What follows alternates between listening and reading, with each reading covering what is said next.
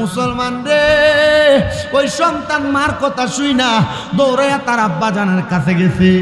আব্বা গো, আপনি আমারে বুঝি দেখতে চাইছেন? এ আব্বা, আমি নেশা করার কারণে তুমি আমারে পছন্দ করো না, আমার কাছে আসো না। বাবা রে, আমি তো মারা যাব, তোরে একবার শেষবারের মতো আমি দেখতে চাইছি।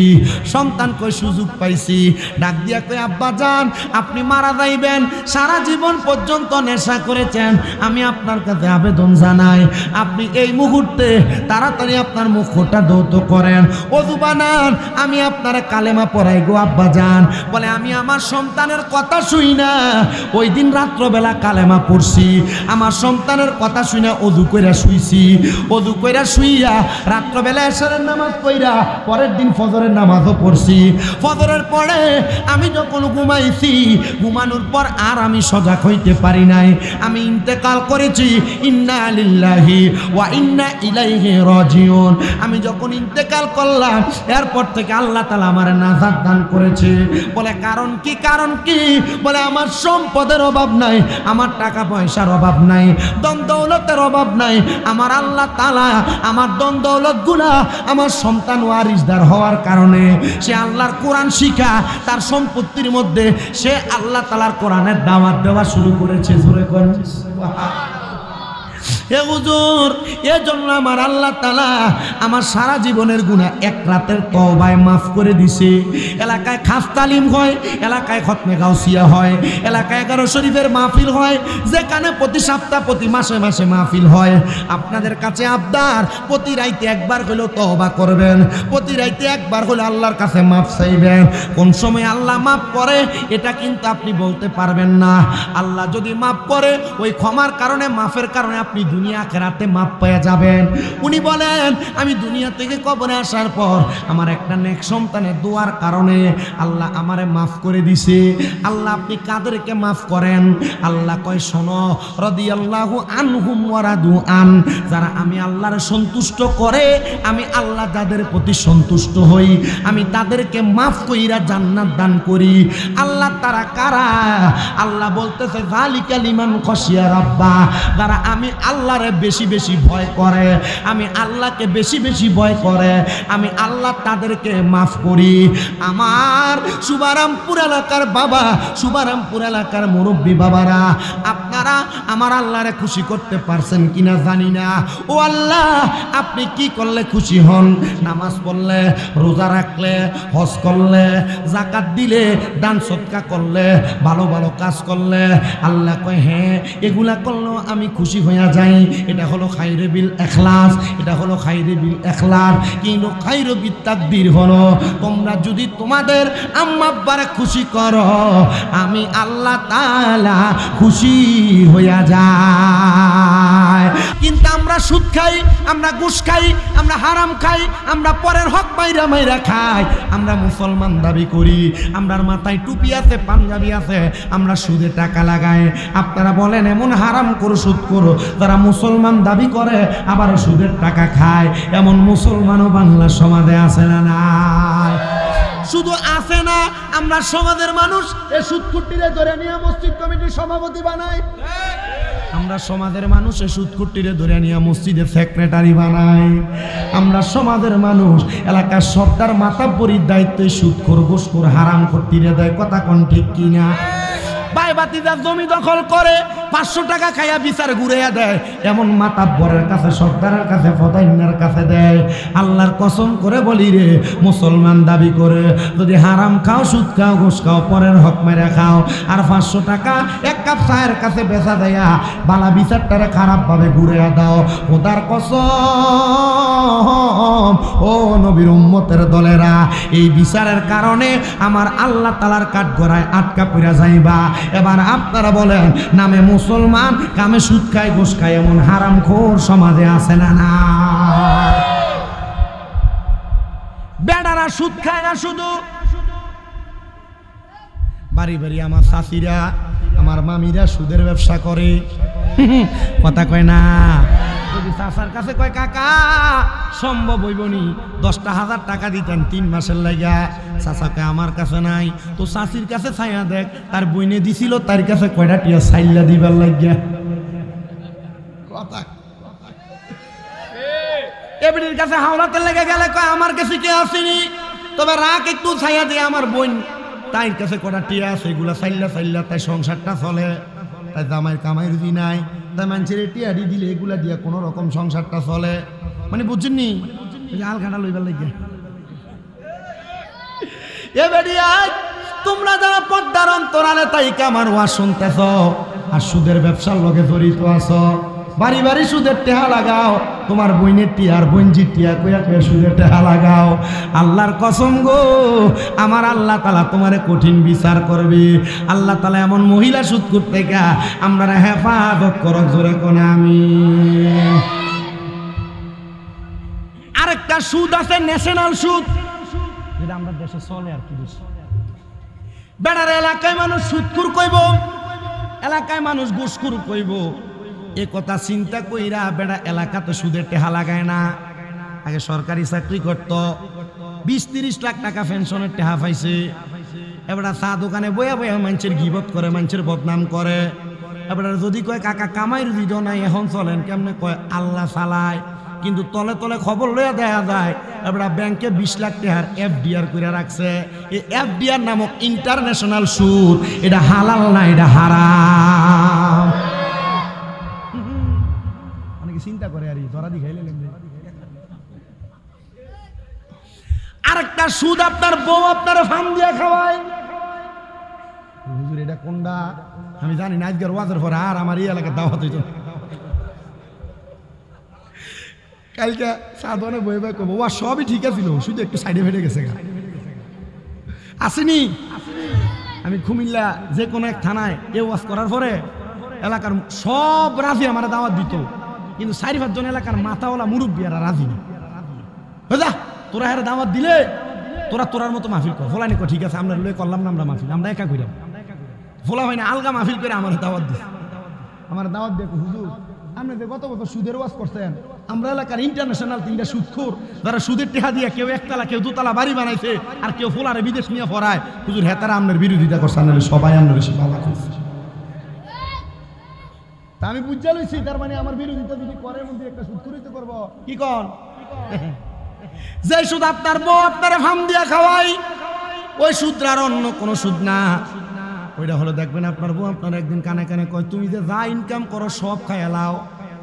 এ স্বামী আমার আবুদার তো একটা ভবিষ্যৎ আছে, আমরা জিফুত্রির একটা ভবিষ্যৎ আছে, আয়ো না ব্যাংকের মধ্যে আমরা দুইজনে মিলে একটা ডিপিএস করি। অনেকে চিন্তা করতেছে তলে তলে আমিও করে রাখছি, অনেকের গায়ে ফিরে গেছে গা। আপনার বউ আপনারা যে ডিপিএসটা করাইতেছে, এই ডিপিএস আপনি 3 বছর 10 লাখ টাকা রাখলে 5 বছর পরে টেহা তুললে 5 লাখ বেশি দিব। আরে 5 লাখ বেশি সুদের টেহা দিয়ে আপনি আপনার ফুতের ভবিষ্যৎ করে তুলবেন। আমার বিশ্বাস হয় না রে, এ হারাম টাকা দিয়ে আপনার ফুতের ভবিষ্যৎ হইবনি। আমার মনে হয় এ হারাম টাকা দিয়ে সন্তানের ভবিষ্যৎ বানানোর পরে এ ফোলা কোনোদিন তার মা বাপরে বাদ দিত না। কথা কন না কা? আবার এখন তো বহুত মৌলবী সাহেবরা সুদের ওয়াজ করা ভুলে গেছে গা। কথা কন না কেন? সুদের ওয়াজ করলে আর খুব কষ্ট হয়, খুব কষ্ট। কেন সুদের ওয়াজ করতে গায়ে লাগে? কারণ এর মসজিদে সেক্রেটারি সুদখোর। কথা কন না, সুদের ওয়াজ করবো কেমন? সামনে তো 2-3-4 সাদা সাদা পাঞ্জাবি লাগাইয়া একবারে ভাত লাগা ওটা সোদে আদা টুপি লাগাইয়া জুমার দিন দাড়িটারে খেক করে সে খিচ্চা সেভ করে বইয়ে দেখা যায় এটা সুদখোর, এটা ঘুষখোর, এটা ভাই বোনের জমি সম্পদ মাইরে মাইরে খাইয়া সামনে বইছে। ওনার এ ওয়াজার মুহে দিয়ে বাইরে হয় না। সমাজের মানুষের ক্ষতি করার জন্য, সমাজের মানুষকে অত্যাচার অনাচার করার জন্য লক্ষ্য করলে দেখা যায় অনেক মানুষ বসে থাকে মানুষের ক্ষতি করার জন্য। এমন মানুষও আছে না? এর কাম হলো সমাজের মানুষের ক্ষতি করা। শোনেন এবার আপনাদেরকে আমি একটা সুন্দর ঘটনা শোনাই। অসুবিধা হবে আপনাদের? হুজুর আসার আগ পর্যন্ত আমি আপনাদেরকে ওয়াজগুলা শোনাই, আপনাদের মনোমুগ্ধকরতা করার চেষ্টা করব। হে মুসলমান ইমানদারেরা, আল্লাহর হাবিব সাল্লাল্লাহু আলাইহি সাল্লামের সাচ্চা পাক্কা একজন বান্দা, যিনার নাম হলো হযরতে আব্দুল্লাহ মারুফ রুসাফি রাহমাতুল্লাহ আলাইহি। আপনারা ওয়াজটা বুঝার জন্য আমি আপনাদেরকে হযরত ইমাম রুসাফি হিসেবে ওনাকে চিনাইলাম। ইমাম রুসাফি বলেন, আমার একটা খাসিয়ত ছিল, আমি যখন ফজরের নামাজ আদায় করতাম, ফজরের নামাজ আদায় করে আমি আমার নামাজের মুসল্লা থেকে উঠতাম না। হে ইমাম রুসাফি, আপনি কেন নামাজের মুসল্লা থেকে উঠতেন না? ইমাম রুসাফি বলেন, আমি ফজরের নামাজ আদায় করে আমি সূর্য উঠার আগ পর্যন্ত নামাজের মুসল্লায় বসে থাকতাম। ফজরের নামাজের পরে সূর্য ওঠার পরে একটা নামাজ পড়ে, যে নামাজের নাম হলো দোহারের নামাজ। কিসের নামাজ? দোহারের নামাজ আদায় করতেন। বেশি উপরের কোনো ক্লাস থাকবে না, মাদ্রাসা লেভেলের মেশকাতুল মাসাবির বাবু সলাত অধ্যায়ের মধ্যে হাদিসগুলো আছে। আমার নবীজি ততক্ষণ পর্যন্ত ফজরের নামাজের পরে নবীজি নামাজের মুসল্লা ত্যাগ করতেন না, যতক্ষণ পর্যন্ত আমার নবী সূর্য উদয় হওয়ার পরে 2 রাকাত নামাজ না আদায় করতেন। আব্দুল্লাহ মারুফ রুসাফি বলেন, আমি প্রত্যেক দিন আমি ওই দোহারের নামাজ আদায় করে করে নামাজের মুসল্লা থেকে আমি উঠতাম, কিন্তু আমি সারা রাত্র ইবাদত করার কারণে আমি আমার ফজরের নামাজ আদায় করে আমি নামাজের মুসল্লার মধ্যে বসে রইলাম। আমি বসে বসে ইস্তেগফার পড়তেছি, আমি বসে বসে আল্লাহ তাআলার জিকির করতেছি, কিন্তু আমি ওই দিন জিকির করতে করতে ইস্তেগফার পড়তে পড়তে আমি আমার নামাজের মুসল্লার মধ্যে ঘুমায় গেছি। এমন হয় না? আমি যখন আপনাদের দোয়ায় আমি 17 সাল থেকে মাহফিল করি, হিসাব করে দেখলাম 9 বছর চলে ওয়াজের বয়স। আমি যখন 18 সালে মাহফিল করি, আমি চট্টগ্রাম থেকে একদিন মাহফিল করে আইসা কুমিল্লা সংরাইশ, তখন আমি বাবা হযরত ইব্রাহিম আলাইহিস সালাম মসজিদে ইমামতি করি। আমি দেখলাম যে মুয়াজ্জিন আযান দেয়, আমি ইমামতিতে দাঁড়ায় গেছি। আমি দাঁড়ায় আমি নামাজ পড়াইছি, পড়ায় মুসল্লি বিদায় হয়েছি।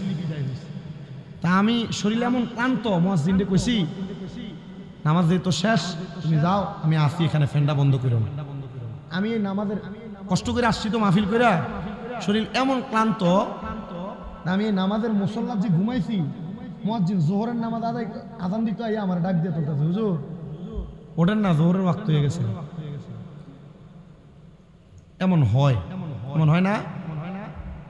আমরা আল্লাহর হাবিব সাল্লাল্লাহু আলাইহি ওয়াসাল্লাম এবং নবীর উম্মতে মুহাম্মদীর ভিতরে যারা সলিহিন, তারা ইবাদত করতে করতে হইতো, আর আমরা তো ওয়াজ মাহফিল করে জার্নিং করতে করতে। গতকালকে রাত্রে আপনাদের আমাদের ব্রাহ্মণবাড়িয়াতে মাহফিল করে বাড়িতে আজকে আইতে 7:30 বাজছে সকালে। আর মাশাআল্লাহ দিলে যে রাস্তা, মনে হয়েছে আমার শরীরের পিছনের বস্তুগুলো শরীরের সাথে লাইগা নাই। আমি আপনাদের এখানে আস্তে আস্তে অনেক চেষ্টা করছি, গাড়িতে একটু ঘুমাইতে পারিনি, দুপুরবেলা ভাত পর্যন্ত খাইতে পারিনি, এমন অবস্থা হয়েছে। এই না সিজনের শুরু, রমজানের আগের দিন পর্যন্ত মাহফিল রানিং চলে। তবে আমার কথাই এতটুকু, আপনারা আমাদের জন্য একটু দোয়া করেন। 1 নাম্বার, 2 নাম্বার, নবীজি যে নামাজটা পড়ছে, নবীজির উম্মতের সলিহিন যারা, নেককার যারা, তারাই নামাজটা পড়ছে। আচ্ছা কন্ত, আমরা নবীজির উম্মত হইয়া আমাদেরকে নামাজটা পড়ার দরকার নাই? অনেকে চিন্তা করে, হুজুর ফজরের নামাজই তো পড়ি না। ফজরের আপনারা জানেননি নবীজি মেরাজ থেকে কয় ওয়াক্ত নামাজ ছিল? এখন না কয় ওয়াক্ত? 50 ওয়াক্ত নামাজ ছিল। আপনি ফরেন কয় ওয়াক্ত? 5 ওয়াক্ত পড়লে তো আল্লাহ আমল নামায় 50 ওয়াক্ত সওয়াব দেয়, জানেননি? 50 ওয়াক্ত সওয়াব দেয়। কিন্তু এই যে 50 ওয়াক্ত নামাজ, এই নামাজটি কোনটি? এই যে এশরাকের নামাজ, চাস্তের নামাজ, দোহারের নামাজ, আওয়াবিনের নামাজ, তাহাজ্জুদের নামাজ, সালাতুল খায়রের নামাজ, এমন অনেক নামাজ আছে যেটির নাম আমি এখনো জানি না। মারহাবা কয় না? আচ্ছা, এই নামাজটি উম্মতে আদায় করার দরকার আছে না? আমরা এখন এই জাতের উম্মত নাই। যেই জাতের উম্মত আগে বৃষ্টি হইতো না, এলাকার ক্ষেতের ভিতরে বড় বড় ফিরমা শেখরা আইনা নামাজের আয়োজন করতো, মুনাজাত দিয়ে সালাম ফিরানোর আগে জোরজোরানি দিয়ে বৃষ্টি করতো। আর আল্লাহ রহমতুল্লাহ আমরার মতো মোল্লা মৌলবী সাহেবরা যদি মাথা ফিরতে ভাঙ্গিও লাই, বৃষ্টি হয় না। কথা কয় না কা? কারণ আমরা হারামখোরের ঘরে খাই, সুদখোরের ঘরে খাই, ঘুষখোরের ঘরে খাই, খাইতে খাইতে আমরা এই সিনা আর সিনা নাই, এই সিনা বউ সিনা হয়ে গেছে। এই নামাজটা পড়েন যারা মুরব্বী আছেন, আপনাদের তো ঘুম হয় না। আমার কাছে সবচেয়ে বেশি ভালো লাগতেছে এই যে দরবারের টুপিগুলো আছে, বিশেষ করে আজকের মাহফিলে যুবকরা চাইতে মুরব্বীরাই বেশি। এটা আমার কাছে বেশি ভালো লাগছে। আলহামদুলিল্লাহ, আল্লাহর দরবারে শুকরিয়া। আর এটা হওয়ার একটা কারণ আছে, কারণ এখন এই টাচ মোবাইল দিয়া কি খেলা না, পাবজি খেলার ফ্রি ফায়ার খেলা আমি আইতো দেখছি এই যে রাস্তাটার পাশে দিল্লির মতো বানাইয়া এক লগে 10-12টা বই রয়েছে। ওমা বহু সংসার নষ্ট করে দিছে, বহু পরিবার নষ্ট করে দিছে। আল্লাহ আমাদেরকে বোঝার তৌফিক দান করুন। আমি আমার মা বোনদেরকে বলবো, আমি আমার ভাই বাবাদের কাছে বলবো, আপনাদের যাদের স্ত্রীরা আপনাদের সন্তানদেরকে ভাত খাওয়ানোর জন্য সামনে মোবাইল আর কার্টুন দিয়ে রাখে, এটা পরিহার করে, নাহলে আপনার সন্তান অটিজমের শিকার হবে। অটিজম বোঝেন তো? এটা মাজুর হয়ে যাবে, এটা চোখে কম দেখবে, টেকরা হবে, হাত পা বিকলাঙ্গের মতো হয়ে যাবে, উল্টা পাল্টা হাঁটবে, হাঁটতে যেয়ে পড়ে যাবে, পড়ালেখায় মন বসবে না। কেন জানেন? ওই যে মোবাইলের প্রতি আসক্তির কারণে।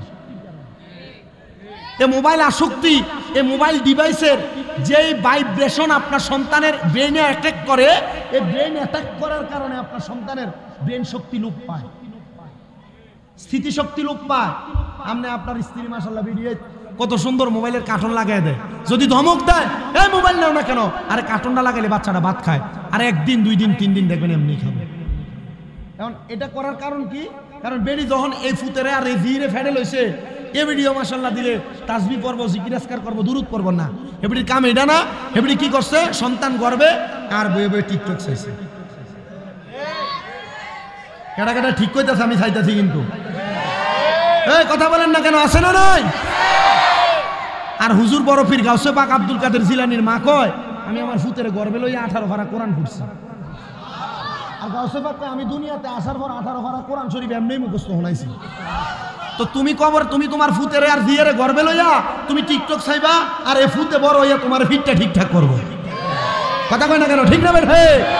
আর গাউসে পাকের মতো আল্লাহর ওলি মার গর্ভ থেকে 18 পারা কোরআন শুনছে, আর দুনিয়াতে 18 পারা কোরআন শোনাইছে। আপনারা বলেন, আমরা আমাদের সন্তানদেরকে ভালো করার জন্য এমন একটা আদর্শ স্ত্রী বিবাহ করারও দরকার আছে না নাই? স্ত্রী আদর্শ কর্তিকা আপনি বেডিরে ফজরের নামাজের কথা কইতে পারেন না, কারণ আপনি নিজে ফজরের সময় না আয়াতাল দিয়ে ঘুমান। কয় না কা কথা বেড়ায়? আপনার কষ্ট হইতেছে? ভাল লাগতেছে? আর রাস্তা যাই না, ওয়াজ আমার বাইরে হয়েছে। এই আমি কি আর একটু বেশি ওয়াজ করলাম না? সমস্যা হইব? আমরা আমার টিহারি আনছেন না বেটা, হোসাইলন ওয়াজ করি কতক্ষণ? কি কর আমার মুসলমানেরা? ওয়াজটা কই আসিল জানি, বুঝলো দিয়েছি। একবার দুরূদ শরীফ পড়েন, সালাতুনিয়া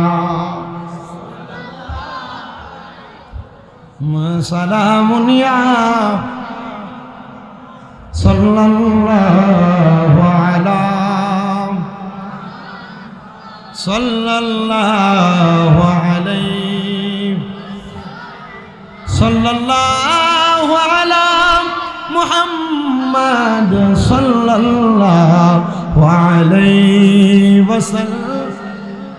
হযরত ইমাম রুসাফি উনি বলেন, আমি আমার নামাজের মুসল্লার মধ্যে ফজরের নামাজের পরে ঘুমায় গেলাম। আমি যখন ঘুমায় গেলাম, দেন না মিয়া আমি তো শেষ, আমার বাইরাম হযরত ইমাম রুসাফি বলেন, আমি যখন ঘুমায় গেলাম, আমি ঘুমানোর পরে হঠাৎ করে আমি আমার এলাকার একজন নিকৃষ্ট ব্যক্তিকে স্বপ্ন দেখলাম। ভালো মানুষটা খারাপ? আমি দেখলাম ওই নিকৃষ্ট ব্যক্তি, সেই ব্যক্তি আল্লাহ তাআলার সুন্দর জান্নাতের বাগানের মধ্যে ঘুরতেছে আর ঘুরতেছে। আমি তারে আমার ঘুমের ঘরে স্বপ্নে তারে প্রশ্ন করলাম, হে আল্লাহর বান্দা, তুমি না নেশা করতাম, তুমি না বাজে কাজ করতা, তুমি না মানুষের প্রতি হারাম ভাবে অত্যাচার অনাচার করতা, তোমার মতো ব্যক্তি কোনোদিন এমন ভালো জায়গায় থাকতে পারে না, এটা আল্লাহর কোরআন বলে। তোমার কারণটা কি তুমি আমারে বলো। ওই আল্লাহর বান্দা ডাক দিয়া বলতেছেন, আমি সারা জীবন হারাম খাইছি, নেশা করেছি। যারা নেশা করেন এই কথাটা একটু মনে রাখবেন, যারা নেশা করে, নেশা করার সময় তারা ঈমান থাকে না, তারা বেঈমান হয়ে যায়। মদ, গাঞ্জা, ইয়াবা, এমন যত রকমের নেশা আছে। নেশা যখন করে, নেশা করে তখন কি থাকে না, নেশা করে বেঈমান হয়ে যায়। কালেমা পড়ার আগ পর্যন্ত তার ঈমান ফিরে আসেনি। 2 নাম্বার, আপনারা যারা চুরি করেন, চুরি বুঝেন তো, চুরি বুঝেন তো? মনে করেন আমার একটা গাছের বরুই, গাছের ক্ষেতের মূলা, ক্ষেতের খিরা, গাছের কাঁঠাল, গাছের আম, গাছের ক্ষেতের দৈন্যা ফাতা, গাছ কাটতে দেয় এটা মুড়া বাইন্দা লইলা, দৈন্যা ফাতা। মালিকের অজান্তে তাকে না বইলা কোনো কিছু নিয়ে যাওয়ারে কি কয়? কারণ অজান্তে কাউরে ঠকাইয়া কম দেওয়াটারে কি কয়? চুরি। এ চোর যখন চুরি করে তার ঈমান থাকে না, কালেমা পড়ার আগ পর্যন্ত তার ঈমান ফিরে আসে না। 2 নাম্বার।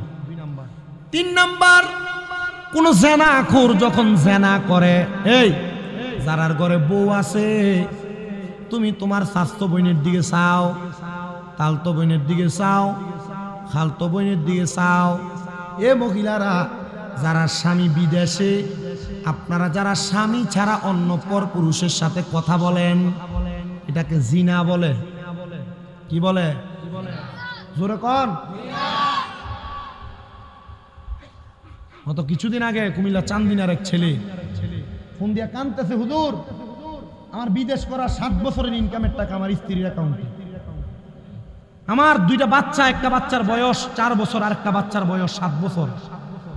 হুজুর আমার স্ত্রীর আমার বাচ্চাগুলারে ফালায় চইলা গেছে বলে বেটা ফেল ফেল করে কান্না করে দিছে। আমি গেলাম, কান্দেন কেন বেটা? যে বেটি আপনার চিন্তা করছেন না, আপনি এই বেটির জন্য কান্দেন?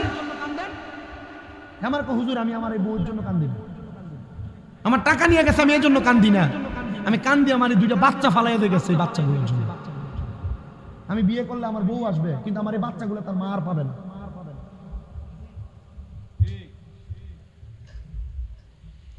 এমন আপনাদের স্ত্রী থাকার পরে যারা জেনা ব্যভিচারে লিপ্ত, যে মহিলাদের স্বামী প্রবাসে থাকার পরেও তারা পরপুরুষের সঙ্গে কথাবার্তা বলে, আল্লাহর নবী বলেন, আপনারা মনে করেন শুধু মেলামেশা করলেই মনে হয় জিনা, না। একটা পুরুষ মানুষ আর অপরিচিত গায়রে মাহরাম নারীর সঙ্গে কথা বলা তার মুখের জিনা, গায়রে মাহরাম নারীর দিকে তার চোখ দিয়ে চাওয়া তার চোখের জিনা, গায়রে মাহরাম নারীর কথার আওয়াজ তার কান দিয়ে শোনা তার কানের জিনা, গায়রে মাহরাম নারীর দিকে হাত দিয়ে স্পর্শ করা তার হাতের জিনা। শুধু মেলামেশা করলেই জিনা হয় না, মুখের কথার দ্বারা জিনা হয়, চোখের তাকানোর দ্বারা জিনা হয়, কানের কথা শোনার দ্বারা জিনা হয়, মহিলাদের গলার আওয়াজের গান শোনার দ্বারাও জিনা হয়। আর আপনারা এই বাউল গান শুনবার লাগা বেরিয়ে যেই বাউল গানের আসরে যে আপনারা তাড়াতাড়ি এটাতে যান। কি কথা বল না কেন? এটা জেনা ব্যভিচার, প্রকাশ্য জেনা। বাউল গান হয় না এলাকায়? বহু জায়গার মধ্যে পেছনে নাম দেয় উরুস মুবারক, স্টেজের ভিতরে শিল্পী আইনা নামায়া দেয় অমুক সরকার বেডি, কাইল দেখা যায় কত সুন্দর ঝিলমিলাইন না পোশাক পরা বেডি নাচে। আল্লাহর কসম, যেডি এগুলার আয়োজন করে এগুলা 1 নাম্বার বেহায়া, যারা এগুলা করে তারা আরেক নাম্বার বেহায়া। আর আপনাদের মধ্যে যারা যারা এগুলা দেখতে যান আপনারা তার চাইতে আরো বড় বেহায়া। এখন আর ঠিকটা জোরে না কোনটা দিয়ে, কারণ আক্কা তারা সামনে দিয়া কোমরটা ডুলানিটা হাওয়ানের লাগিয়া এটা সামনে দিয়ে দেয় বই রাস্তা। এবারে কিন্তু মসজিদে যাইতে কইলে আরে রাজা ওযু করলে গায়ের ভিতরে ঠান্ডা লাগে, এবারে সামনে দিয়ে মারি লাটকা মেরে বইয়ে সিটার বেটা সিটার আসেনি, দাড়ি ফেটে গেছে। এবারের মতো এলাকার সব মুরব্বী কবরে গেছে, আর এবারে এই এটার ভিতর বাউল গানের ভিতর দিয়ে কয় অতিথি 10,000 টাকা দেয় এটা, আর মাহফিলে লেগে কয় 10,000 টাকা দাও, নাই তো কামাই দি নাই, কামাই চলতারি না কথা আসেনি এমন সিটার। বিডিতে কোমর নাসানি সাইবার লাগা তোমার কাছে 10,000 টাকা আছে, বাউল গানের ভিতরে তুমি অতিথি, আল্লাহ কবরে গেলে এমন ফিটা ফিটবো মাথা না ডিডি সব মাংবো বেটা। এবার আপনারা বলেন এমন বাউল গান নামক উরুস মুবারকের নাম দিয়ে বেরিয়ে দিয়া গান বাজনা করায়, এমন সিটারের দল, এমন বন্ডের দল সোনার বাংলাদেশে আছে না? না, আল্লাহর ওলির উরুস মুবারক, নামাজ হবে, ওয়াজ নসিহত হবে, কোরআন হাদিসের কথা হবে, তুমি বেরিয়ে দিয়ে গান করাও। আর এটা আবার সুন্নি দাবি করে, কথা কয় না কেন? এটা সুন্নি না, এটা সুন্নিয়তের লেভেল লাগায় বন্ডামি করে, এটা সুন্নি না, এটা বন্ড, কথা কন না কেন? হক্কানি সুন্নি যারা, তারা কখনো এমন গান বাজনা বেরিয়ে দিয়ে করে। উনি ডাক দিয়া বলেন, আমি নেশা করতাম, ঠিক কথা, আমার একটা সন্তান আমার নেশা করতে দেখে আমার বাপ বলা অস্বীকার করছে। আচ্ছা, বাপ না ফুতের তেজ্য করব? ফুতে অশালীন চলছে, ফুতে কোরআন হাদিস সম্মতর ফতের বাইরে চলছে, এখন ফুতে বানাইছে। আমি হলাম গন্ডমূর্খ, আমার ফুতে কোরআনে হাফেজ। এখন বেটা যে পরিমাণ পাঞ্জাবি আর টুপি পরে ঘুরে, এবারে দেখলে বড় মসজিদের ইমাম সাহেবের মতো লাগে। কেন ফালটাইছেন? হুজুর আমার ফুতে, হুজুর আমার ফুতে যে হুজুর, আমি যদি ফ্যান শার্ট পরে ঘুরি মানুষ আমার কি কইব? আর আল্লাহর দরবারে মুখ দেখাম কেমনে? এর লাগে আমি আমার লেবাসটা পরিবর্তন করে ফেলছি। মারহাবা কোন বেলা। উনি ডাক দিয়া বলেন, পর্যন্ত তোর কাছে কোনো কিছু চাই নাই, তোর আব্বা মৃত্যুর সাথে পাঞ্জা লড়তেছে, আয়না রে তোর আব্বা জান রে একটু দেখতে হায়। সন্তানকে আমি আমার মার কথা ফালাইতে পারি নাই রে, কারণ মার কথা যে সন্তান শুনে না, ওই সন্তান আল্লাহর দরবারে মুখ দেখাইতে পারবে না, আল্লাহ তারে পছন্দ করে না। কোন সন্তান রে বউয়ের কথা শুনে মার ধমক দাও? কোন সন্তান রে বাহিরে ঝগড়া ফাসাদ করে এসে মা বাপরে ধমক দাও? আমিও মাঝে মাঝে আল্লাহর দরবারে মাপ চাই, আল্লাহ জানি না মা বাবার সাথে সুন্দর আচরণ করতে পারি কিনা, তবে তুমি যদি মাপ না করো আমারে কেউ মাপ করবে না। এ মুরব্বী বাবা, এ যুবক বা এ বুড়া মুরব্বী বাবা, যারা ছোট বাচ্চারা, কোনোদিন মা বাপ কোনো কাজের জন্য বললে পারতাম না বইলা কথাটা ফালাই দিও না, আল্লাহর দরবারে ধরা খাইয়া যাইবা। কোনোদিন মা বাপ তোমারে ধমক দিলে মা বাপরে গেংরি দিয়ে তাকায়ও না, মা বাপের দিকে বাঁকা নজরে তাকায়ও না, খুদার কসম কোনো জবাব দিতে পারবা না। মুসলমান রে, ওই সন্তান মার কথা শুই না দৌড়াইয়া তার আব্বা জানের কাছে গেছে। আব্বা গো, আপনি আমারে বুঝি দেখতে চাইছেন? এ আব্বা, আমি নেশা করার কারণে তুমি আমারে পছন্দ করো না, আমার কাছে আসো না। বাবারে, আমি তো মারা যাব, তোরে একবার শেষবারের মতো আমি দেখতে চাইছি। সন্তান কই সুযোগ পাইছি, ডাক দিয়া কই, আব্বা জান আপনি মারা যাইবেন, সারা জীবন পর্যন্ত নেশা করেছেন, আমি আপনার কাছে আবেদন জানাই, আপনি এই মুহূর্তে তাড়াতাড়ি আপনার মুখটা ধৌত করেন, ওযু বানান, আমি আপনার কালেমা পড়াই গো আব্বা জান। বলে, আমি আমার সন্তানের কথা শুই না, ওই দিন রাত্রবেলা কালেমা পড়ছি, আমার সন্তানের কথা শুই না ওযু কইরা শুইছি, ওযু কইরা শুইয়া রাত্রবেলা এশারের নামাজ পড়া পরের দিন ফজরের নামাজও পড়ছি। ফজরের পরে আমি যখন ঘুমাইছি, ঘুমানোর পর আর আমি সজাগ হইতে পারি নাই, আমি ইন্তেকাল করেছি। ইন্না লিল্লাহি ওয়া ইন্না ইলাইহি রাজিউন। আমি যখন ইন্তেকাল করলাম, এরপর থেকে আল্লাহ তাআলা আমারে নাজাত দান করেছে। বলে, কারণ কি? কারণ কি?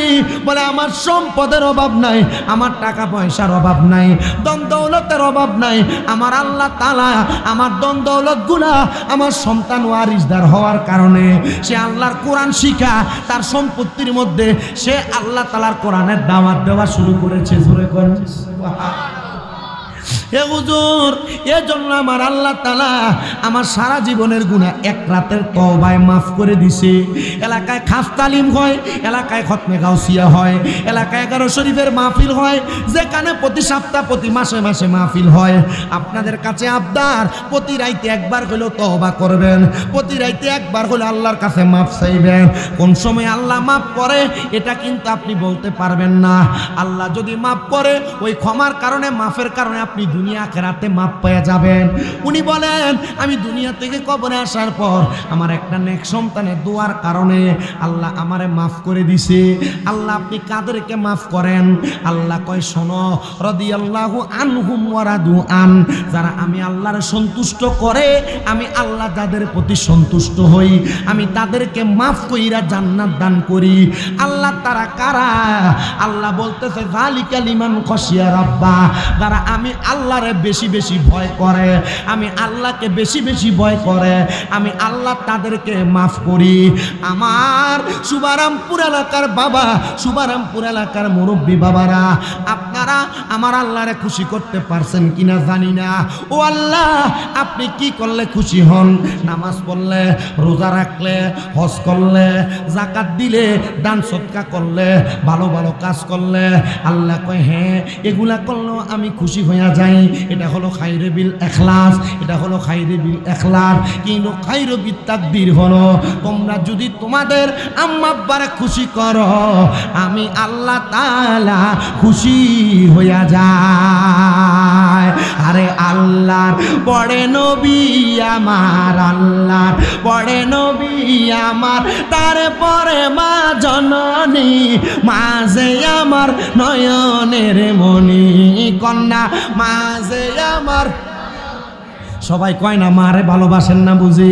মারে যদি ভালোবাসা থাকেন মুহাব্বতে পড়েন আল্লাহর পড়ে নবী আমার, আল্লাহর পড়ে নবী আমার, তারপরে মা জননী, মাঝে আমার নেরে মনি কন্যা, মাঝে আমার নয়নের।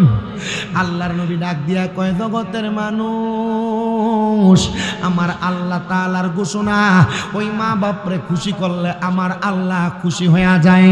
আল্লাহ কেমনে গো? কয় রাদার রব্বি ফি রিদাল ওয়ালিদাইন, মা বাবার সন্তুষ্টিতে আমি আল্লাহ তাআলা সন্তুষ্টি হইয়া যায়। এ সন্তান, এ শুভারামপুর এলাকার পর্দার অন্তরালের মা, বহু মহিলারা তাদের জামাই, তাদের মা বাপরে, মানে মহিলা শ্বশুর শাশুড়িরে বেশি খাওয়াইলে তারা পছন্দ করে না, শ্বশুর শাশুড়িরে বেশি দেওয়া পছন্দ করে না। যে ফুতের বউটা বোকা, এই ফুতের বউটা এই কামটা করে।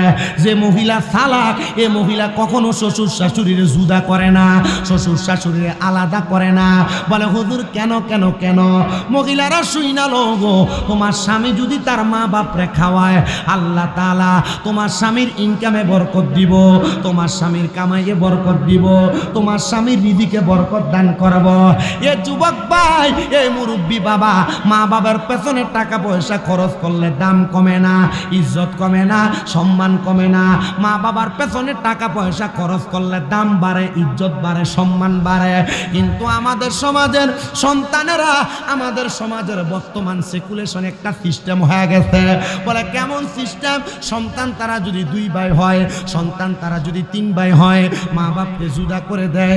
সকালবেলা মা এক ঘরে ভাত খায়, দুপুরবেলা এক ঘরে ভাত খায়, রাত্রবেলা এক ঘরে ভাত খায়।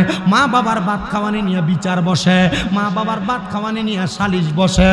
ও সন্তান, তোমরা যারা তোমাদের মা বাপকে জুদা করে দাও, মা বাপকে আলাদা করে দাও, মা বাপরে বাদ দাও না, ও সন্তান দে তোর পাও আমার সামনে দে, আমি আমার জিহ্বা দিয়া তোর পাও পরিষ্কার করে দিতে রাজি আছি। বলে হুজুর কেন? ওই মা বাপরে বাত না দিয়া, মা বাপরে কষ্ট দিয়া, স্বামীরা জানা পুরা হোমনা থানার বড় আলেম দিয়ে ওয়াজ করাইবা, পুরা কুমিল্লা জেলার বড় আলেম দিয়ে ওয়াজ করাইবা, সারা বাংলাদেশের বড় মুফতি মুহাদ্দিস মুহাক্কিক আলেম দিয়ে ওয়াজ করাইবা, কোনো লাভ হবে না। তুমি যদি তোমার মা বাবার মনে কষ্ট দিয়া থাকো, মা বাপরে বাত না দিয়া থাকো, তোমার মতো শ্রোতার আমার দরকার নাই। বলে হুজুর কেন? আল্লাহর নবী কয় সাকাতুর রব্বি ফি সাকাতিল ওয়ালিদাইন, আম্মা আব্বার অসন্তুষ্টিতে আমার আল্লাহ তাআলা অসন্তুষ্ট হইয়া যায়। কে রে মা বাপরে অসন্তুষ্টি করছো? ওয়াদা করো এখান থেকে যাওয়ার পর মা বাবার পাগুলার মধ্যে ধরে মাপ চাইবা। অনেকে হয়তো চিন্তা করে হুজুর আমি মা বাবার পায়ে ধরে মাপ চাইবো, আমি না বুড়া হইয়া গেছি, আমি না বিয়া করছি, আমার না সন্তান আছে, মা বাবার পা ধরলে কেমন দেখা যায়? না রে সন্তান না, আম্মা আব্বার পায়ে ধরলে দাম কমে না, আম্মা আব্বার পায়ে ধরলে সম্মান কমে না, আম্মা আব্বার পায়ে ধরলে ইজ্জত কমে না। আরে আমার দিকে তাকাও, আমি আলেমের জোর দিয়ে ওয়াজ করি না, আমার কোনো আলেম কালাম নাই। আমি কুমিল্লা ইউনিভার্সিটিতে বাংলায় অনার্স ফাইনাল করেছি, আমি কুমিল্লা আলিয়া মাদ্রাসায় কামেল 2য় বর্ষে এখন ফাইনাল পরীক্ষা দিব। তবু আমি বলতে পারি আমি আমার আলেম দিয়ে ওয়াজ করি না। কারণটা কি জানো? আমি যেই দিন মাদ্রাসায় 6-7-এ পড়ি, আমি একটা ওয়াজে শুনছিলাম আম্মা আব্বার কদমের মধ্যে চুমা দিলে আল্লাহর জান্নাতের চৌকাঠে চুমা দেওয়ার সওয়াব পাওয়া যায়। ওই দিন রাত্রবেলা বাড়িতে যাইয়া আমি আমার আম্মা আমার আব্বা জান খাটে ঘুমন্ত, আমি তারার পায়ে চুমা দিছি বিদায় আল্লাহ তাআলা আমার জগতের মধ্যে মানুষের কাছে পরিচিত বানাইছে। আল্লাহ সুন্দর গাড়ি চড়ায়, দামি বাড়িতে রাখায়, এটার অন্য কোনো কারণ না, একমাত্র আমার মা বাবার দোয়ার বরকতে। আপনারা শুনলে হয়তো অবাক হইতে পারেন, আজকে 6 মাসের উপরে আমার আম্মা জান অসুস্থ অবস্থায় পড়ে আছে। আমার আম্মা জানকে অসুস্থ রাইকা মাহফিলে আসি, আমার একটা ভক্ত আমার আম্মা জানের খেদমত করে, তবুও আমি আল্লাহর কাছে কান্দি, আল্লাহ আমি যে আমার মার খেদমত পরিপূর্ণ করতে পারি না, আল্লাহ গো এটার জন্য আপনি হয়তো আমার বন্দি করবেন, এটার জন্য আপনি হয়তো আমার জরিমানা করবেন, এটার জন্য হয়তো আপনি আমার ময়দানে মাসরে আটকাইবেন। ও আল্লাহ, মানুষ আমার দাওয়াত দিয়া দিয়া নিয়ে যায়, কিন্তু আমি আমার মায়ের খেদমতটার মধ্যে কোনো ত্রুটি রাখি নাই। আমি জানি যেই দিন আমার আম্মা জানের অপারেশন হয়েছে ওই দিন থেকে আমি আমার আম্মা জানের পাশে পাশে ছিলাম। আমার আম্মা জান যেই 2 মাস পর্যন্ত উঠা বসতে পারে নাই, আমার মা যে খাটে ঘুমাইছে আমি পাশে নিচে আমার আম্মা জানের পাশে ঘুমাইছি। এখনো পর্যন্ত আমি আমার মার কোনো কাজ করতে লজ্জা বোধ করি না। আজকেও আমি গোসল করার আগে নিজের হাত দিয়ে আমার পায়ের নখগুলা কাইটা দিছি। এটার কারণ আমি ছোট হই নাই। এই যে ওয়াজের প্যান্ডেলে আমি স্টেজে বসছি, এই চেয়ারে আমার মুরব্বী আব্বারা, আমার থেকে বেশি এলেমওয়ালা হুজুররা বসা, এটা আমার কোনো জোর না, এটা আমার আম্মা আব্বার দোয়ার জোর। ওর সন্তান বিদেশ যাইতে পারো না, কামাই করো বরকত হয় না, কঠিন রোগ হয়ে রইছে ভালো হয় না, ও সন্তান ব্যবসা করো বরকত হয় না। আমি বলবো রে আমার সুবারামপুরের বাবা, মা বাবার কদমে লুটে পড়বা, এখান থেকে বাড়িতে যাইয়া মা বাবার পাউডির মধ্যে ধরবা। যতক্ষণ পর্যন্ত তোমার মা বাবা মুখ দিয়া বলছে তোমারে মাফ করে দিছি, ততক্ষণ পর্যন্ত মা বাবার পাও ছাইরো না, ছাইরো না, ছাইরো না। কারণ মা বাবার পায়ে ধরলে তোমার দাম কমবে না, তোমার সম্মান কমবে না, তোমার ইজ্জত কমবে না। মা বাবার পায়ে ধরলে তোমার দাম বাড়বে, ইজ্জত বাড়বে, সম্মান বাড়বে। আরে আমি শুধু পায়ে ধরে সালাম করি না, আমি মাঝে মাঝে সুযোগ পেলে আমারে ঠোঁটটি দিয়া মা বাবার পায়ে চুমা দেই। চুমা দিলে কি স্বাদ, কি মজা, আল্লাহর জান্নাতের চৌকাটে চুমা দেওয়ার সওয়াব পাওয়া যায়। শিরিকার বেদাতের ফতুয়া খুঁজবা না, না না না না না না, খুঁজো না। কারণ আম্মা আব্বা এত বড় রত্ন, ওই মা বাবার মতো রত্নরে যত্ন না করলে জাহান্নাম। মা বাবার মতো রত্ন বাইচা থাকতে মাপ চাও। অনেকে চিন্তা করে হুজুর 2 ঈদের সময় মা বাবার পাঁচিয়া সালামি তো করি না, আমি কেমনে মা বাবার পায়ে চুমা দিব? এ সন্তান, তুমি চুমা দাও আর না দাও, তুমি পা ধরে মাপ চাও আর না চাও, জানো নি রে, যাদের মা নাই, যাদের বাবা নাই, তারা চিন্তা করতেছে হুজুর যাদের বাড়িতে বাবা আছে, যাদের বাড়িতে মা আছে, তারা বাড়িতে যায় মার পায়ে ধরে মাপ চাইবো। আমার তো আম্মা নাই, আমি কার পায়ে ধরে মাপ চাইবো? অনেকে চিন্তা করে হুজুর যাদের বাড়িতে বাবা আছে তারা বাড়িতে যাইয়া বাবার পায়ে ধরে মাপ চাইবো। ও হুজুর আমার তো আব্বা নাই, আমি কার পায়ে ধরে মাপ চাইবো? ও সন্তান, তোমার আব্বা মা বড় কষ্ট করে তোমার মানুষ করছে, আব্বা নিজের রক্তরে পানি বানাইছে, নিজে খায় নাই, তোমারে খাওয়াইছে। আজকে ওই বাবা কবরে, আব্বা কবরে কেমন আছে তুমি সন্তান জানো না।